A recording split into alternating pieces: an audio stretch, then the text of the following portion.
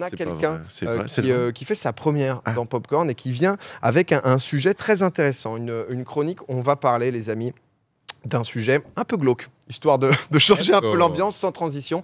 Constance Villanova qui va nous faire sa première chronique dans Popcorn.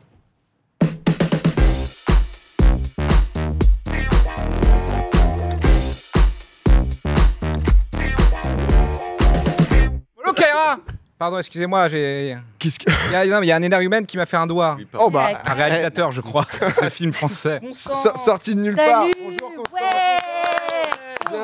Bienvenue parmi nous. Constance. On n'arrête pas l'ambiance ce soir. C'est incroyable. Comment ça va, Constance? Je suis super stressée.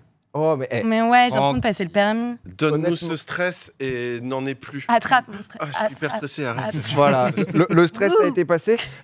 Constance, t'es venue, on apprécie bien ce que tu fais sur Internet, un peu dans toutes les propositions aussi journalistiques que tu fais, et t'es venue avec une chronique qui nous parle de trucs quand même un peu glauques. On va parler serial killer. On va parler serial killer.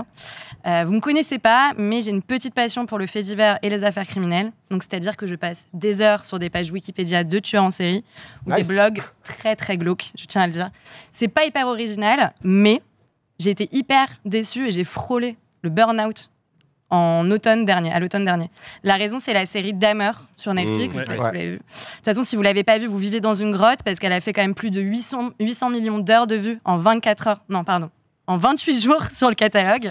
Et combien? 800 millions en 28 800 millions en 28 jours dans le catalogue. Okay. Ah, c'était monstrueux en vrai, tout le monde en parlait. Gros phénomène. Pour ceux qui ne connaissent pas, donc, cette série réalisée par Ryan Murphy retrace les crimes commis par Jeffrey Dahmer, aussi connu sous le doux nom de Cannibal de Milwaukee. Donc Jeffrey Dahmer, il a tué 17 personnes, des hommes parfois très très jeunes, dans les années 80, le tout au cœur d'un système raciste et homophobe. Et je ne vais pas rentrer dans les détails parce qu'il est question de nécrophagie et nécrophilie. C'est l'heure du dîner, donc vous googlerez ça après le dessert. Mais ça se passait à Béziers. Non, mais en vrai, comme tu as dit, la série, elle a vachement bien marché, ça a fait beaucoup parler, et il y a eu beaucoup de critiques aussi négatives. Oui, une petite polémique sur la glamourisation. Tu veux faire Non, c'était pour te mansplainer. Pardon. Non, mais n'hésite pas. Ils débutent. Donc la première critique qui a été faite envers la série, elle vient des proches des victimes eux-mêmes, qui ont été prévenus de la série en même temps que nous, c'est-à-dire qu'ils ont scrollé dans le catalogue et ils ont vu cette série. La deuxième critique qui a été faite, Poulpe, tu l'as dit, c'est qu'on reproche... Non, mais... C'est pas simple hein, ici, hein, c'est très très tout un exercice. C'est que la série glamouriserait en fait le tueur en série et en ferait un objet de la pop culture. Et c'est vrai qu'en se baladant sur TikTok, on a pu voir ce genre de choses. Il faut le lancer maintenant. Là, c'est bam, ça part. Mais bienvenue, hein, Constance. C'est ça. En fait, nous, c'est le bijoutage de bateau. D'accord, avec toi. De brume. Là, c'est vrai que c'était tous les TikTok où, en gros, le truc, c'était en mode... c'était le palmarès. Où il y aurait eu un glow-up, finalement, de Jeffrey Dahmer. Et le second, c'est avec l'acteur. On n'a pas la musique, mais c'est genre du Lana Del Rey. Enfin, c'est très TikTok... très très glam et donc très très glauque. Et donc en fait choisir Peter Evans comme acteur principal pour incarner Dahmer, ça n'a rien d'anodin. Peter Evans c'est comme un gros playboy qui a joué dans American Horror Story, une série qui a cartonné auprès des jeunes et particulièrement auprès des jeunes femmes. Et il plaît, c'est indéniable. Et en fait j'ai envie de faire un parallèle entre une autre fiction. Je pose ma feuille ici. Mais avec plaisir. Voilà. J'ai envie de faire un parallèle avec une autre fiction de la plateforme sur un autre tueur en série. Cet autre tueur en série, c'est Ted Bundy, qui a fait entre 20 et 100 victimes. Très, très grosse fourchette, parce qu'on n'a jamais réussi à reconstituer tout le parcours dans les années 70. Et dans le film, et je suis obligée de regarder mes notes, Extremely Wicked, Shockingly Evil and Vile, j'ai mon TOEFL, vous pouvez le constater. C'est Zac Efron qui incarne Ted Bundy. Et là aussi, c'est pas anodin, parce que Zac Efron, c'est qui? C'est quand même Troy Bolton dans High School Musical. Moi, j'étais particulièrement fan. Et donc, c'est encore un playboy, c'est encore un aimant à ados et à jeunes filles en fleurs. Et en fait, la question qu'on peut se poser, c'est est-ce que ces boîtes de prod ne capitaliseraient pas sur ce qu'on appelle l'hybristophilie ou le syndrome de Bonnie and Clyde? Est-ce que vous savez ce que c'est? Redis le mot. Hybristophilie. J'adore apprendre des mots. Hybristophilie. Ou syndrome de Bonnie and Clyde. Être amoureux, hybristophilie, c'est vrai que comme ça, il est pas hyper... C'est glamouriser le crime, quoi. J'aime beaucoup ce mot, apparemment. J'adore le glamour. J'adore les paillettes. Capitaine Plaisir, là. Non, Donnez-moi du jazz, merde. Non, mais c'est ça. Enfin, alors, esthétiser le crime. Non, pas du tout. Tu te plantes complètement. Bon, bah, Dommage, Non, mec, rien dommage, à mec. voir. Qu'est-ce Non. que c'est, du coup en vrai Donc, libristophilie. Transformer le pré-sale en très propre. Non. Ah. Pas ça Non, non plus. Mais Attends, c'est- Bonnie and Non, Clyde, mais c'est vrai le que c'est- syndrome de Bonnie. Mais oui, Bonnie and Clyde. Bon, Donc bref. c'est non. Elle va oui, nous c'est- dire, Paul. Ah, J'en ai qui sur ma bossent. gueule, mais je l'ai. Ah ouais, voilà. Libristophilie, c'est quoi? C'est, selon les criminologues, le fait d'avoir de l'attirance sexuelle ou amoureuse pour un criminel, pas forcément un tueur en série, mais un criminel en tout cas. Et il faut retenir un point crucial, c'est que selon certaines définitions, si moi je suis amoureuse d'un criminel parce que je suis libristophile, je ne l'aime pas malgré le fait qu'il ait commis le crime, Ouais. mais je l'aime parce qu'il a commis le crime. Ok, Vous me suivez? c'est vraiment le truc Très déterminant. très quoi. glauque, on est vraiment sur un Ah. très très bon sujet. Je sais pas si Constance, tu te souviens qu'il y avait un moment, il y avait une image qui avait tourné sur internet d'un gars qui avait commis un homicide et qui était super beau. Ouais, le Et beau c'est- mec. là. Oui. Vous vous souvenez de ça? Et Le c'est- mugshot. Ouais, on est un petit peu dans ce délire-là, même On est si. complètement dans ce ouais. délire. Ok.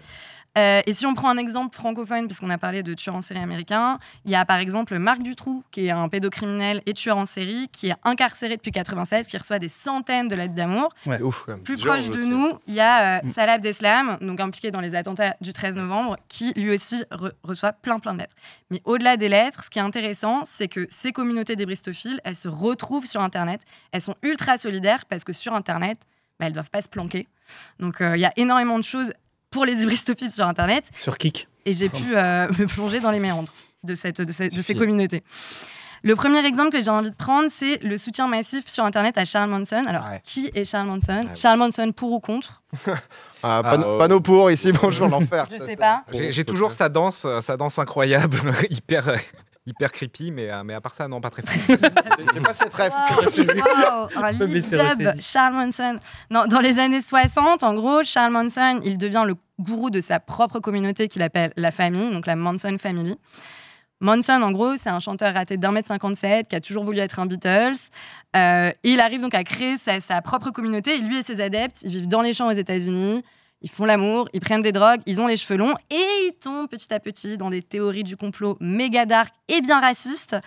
Et pour suivre ces préceptes, certains d'entre eux vont aller jusqu'à tuer 5 personnes, dont l'actrice Sharon Tate, dans les années 69. Voilà, dans la nuit du 8 au 9 août 69. Lui, il est condamné à la prison à vie. Il n'a pas participé directement, mais il a commandité ces meurtres. Et il meurt en 2017 à 83 ans. Pourquoi je vous parle de lui? Parce que sur Internet aujourd'hui, il y a une communauté qui le défend à balle. C'est la communauté À Toi. Donc logiquement, le site doit se lancer sur l'écran. Je crois qu'il n'arrive pas. Ok. On m'a dit Alors en gros, À Toi pour Air, Trees, Water and Animal, qui selon l'idéologie du gourou, sont les forces vitales qui font tenir la planète Terre. Donc en fait, c'est des écolos radicaux complètement barges qui continuent à le défendre sur YouTube, pendant des podcasts. Bref, ils ont plein de plateformes. C'est quoi l'argument de défense numéro 1? C'est de dire non, c'est faux? Ils ont Non, été c'est de aliénés, dire quoi, que en c'est... gros. Ouais, en fait, je pense Mais qu'ils c'est- sont encore sous emprise et le côté gourou de Manson marche encore même après sa mort. Ok. Parce que c'est. Ouais. Non, parce que là c'est vrai qu'il y a beaucoup d'infos, tout, mais ce que tu nous disais, c'est-à-dire que Marc Dutroux se dire qu'il reçoit des centaines Ouais. de lettres d'admiration. Tu vois, Manson, c'est vrai que c'était plus. Je crois que c'était Once Upon a Time in Hollywood, Hollywood, qui ouais. traite un peu aussi de ça et tout. C'est vrai Ouais. qu'il y a eu un peu plus la lumière, mais t'es en mode, ça semble fou, quoi. Il y Non, a- mais c'est vraiment une question d'emprise et de charisme de criminel et donc d'hybristophile.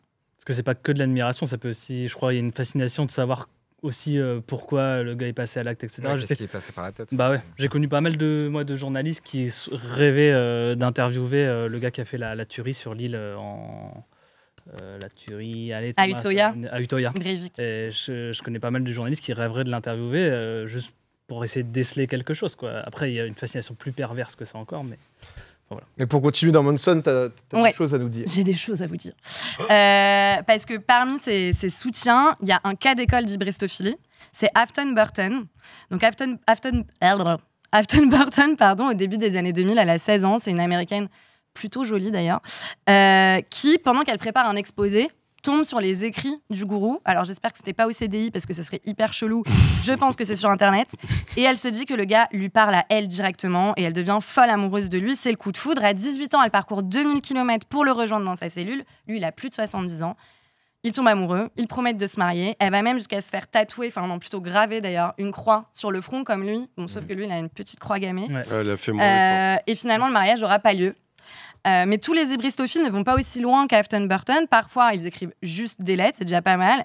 Mais d'autres vont juste fantasmer, raconter leurs fantasmes, et particulièrement sur Internet. On a des pages Facebook qui défendent par exemple Luca Magnotta. On a des subreddits pro-Breivik, donc le terroriste d'extrême droite néo-nazi dont tu parlais, qui a tué beaucoup de personnes à Utøya il y a quelques années. Mais comment on peut expliquer cette attirance, du coup, parce qu'il y a quelques explications. Il y a des experts qui sont penchés sur les causes de l'hybristophilie. Donc la première, ce serait que ça revient un peu au même que le syndrome du sauveur ou de j'allais dire de l'imposteur, pas du tout, au syndrome de l'infirmière ou du sauveur.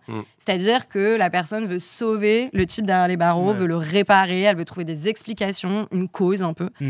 La deuxième cause du syndrome de Bonnie and Clyde, c'est l'attirance pour la fame, la notoriété. C'est vrai qu'un tueur en série, ça devient un objet de pop culture, on l'a vu. Et puis en écrivant à un tueur en série, on touche un peu de sa fame. Donc il y a des gens qui sont fans de Taylor Swift, qui sont les Swifties, et il faudrait trouver un nom pour les fans de Dahmer. Les Dutroux, tout simplement. Okay, c'est un peu bizarre, mais... Et puis il y a un côté aussi un peu provoque et subversif, parce que les hybristophiles sont souvent très jeunes, et donc écrire à un tueur en série, c'est faire de la provoque, mais en même temps, c'est pas aller très très loin, parce que généralement, le type ne sortira jamais de sa prison, donc tu prends pas énormément de risques. C'est glauque, mais il y a peu de risques. Mais c'est glauque. Il n'y a pas de chiffres du tout sur les hybristophiles. Dans l'imaginaire collectif, et je pense que vous êtes d'accord, on pense surtout à des jeunes femmes, mais il y a aussi des hommes. Par exemple, Luca Magnotta, le dépeceur de Montréal, il est énormément soutenu par des hommes. Il y a aussi des personnes qui travaillent dans l'univers carcéral, des gardiens de prison. Il y a eu un directeur de prison qui a été condamné pour une idylle avec une de ses détenues en 2012. Mais en creusant... Souvent, c'est des histoires de personnel de prison qui flanchent, quoi. Il y a eu un film sur cette histoire, non ? Oui. Avec Adèle Exarchopoulos. Exactement. Et Guillaume Gallienne.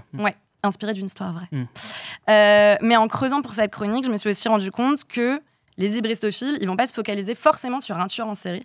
Ils peuvent en aimer plein, devenir des sortes de super hybristophiles.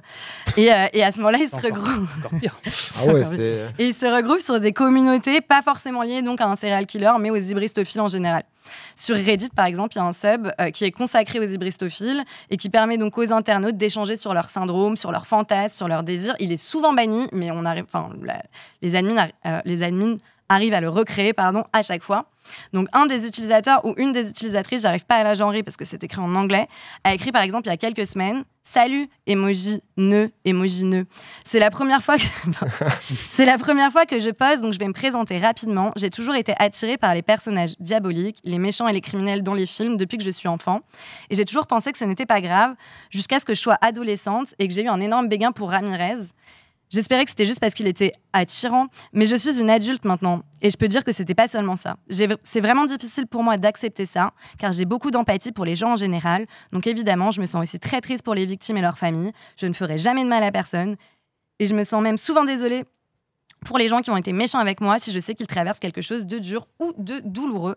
Donc sur ce forum, les amoureux de criminels racontent comment ils dissocient le crime du criminel. Est-ce que Ramirez, c'est le Night Stalker ? Je pense, il me semble que oui. Ok.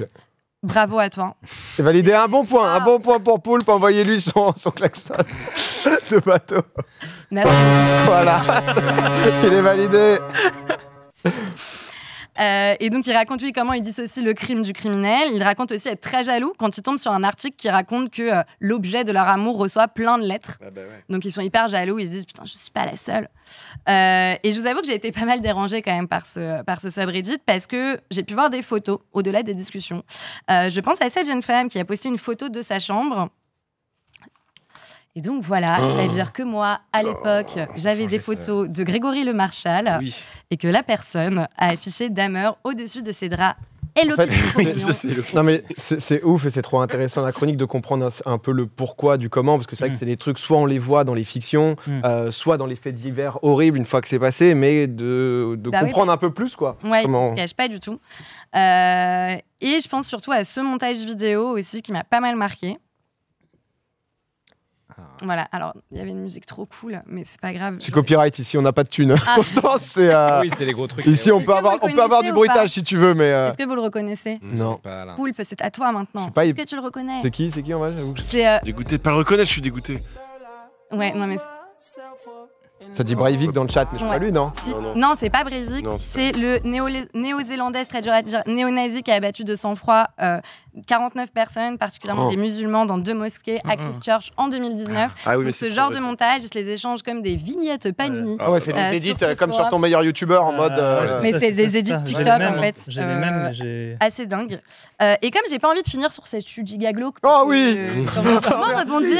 Merci, Comment Constance. rebondir Ça me fait quelle de belle bonheur. J'ai idée. réfléchi à la transi, j'y arrive pas. On va Waouh. piller une jupe. Bien curieux. Et comment faire malade. alors, Alors, rebondir Quel est le après ça, positif?